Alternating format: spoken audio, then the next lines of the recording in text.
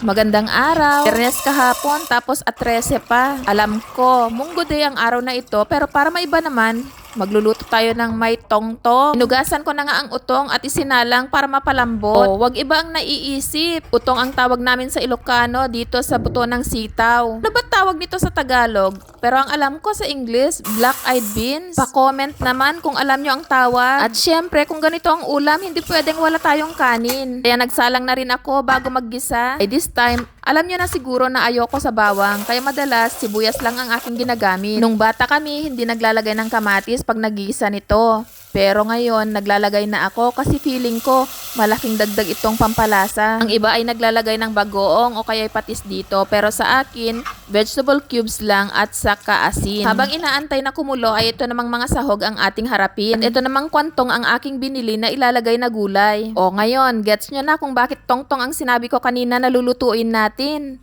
Utong at kwantong. Kwantong nga pala ang tawag naming mga Ilocano sa kulitis o local spinach. Kita kong may green at itong isang kulay kaya kumuha ko ng tig-isang tali nila. Madali lang ang paglilinis sa variety na ito kasi walang tinik. Unlike yung nakukuha sa probinsya na kailangan mo talagang siguraduhin na tinik-free. Kailangan mo ding hugasan to ng maigi para tanggal ang mga buha-buhangin. O hayan ang unang hugas, ang daming buhangin. Kaya nakailang banlaw pa ako nito. Meron akong natitirang pritong isda dito kaya yun na ang sinahog ko. Ganitong style ang kinalakhan ko, madalas isda ang aming sinasahog. O kaya minsan yung tinapa. Parang tingin ko masyadong marami yung kwantong pero pinagsiksikan ko pa rin. Kesa naman masayang lang. Masarap din kasi ang maraming gulay. Sa unang tingin lang pala, umimpis din. At nakita kong may natitirang hipon din pala sa ref, kaya inilagay ko na rin. Sabi nga, the more na mas marami kang ilagay, mas masabor at mas masarap. Pero sa totoo lang, medyo may katagalan na rin kasing nakatambak sa ref, kaya kesa naman masira,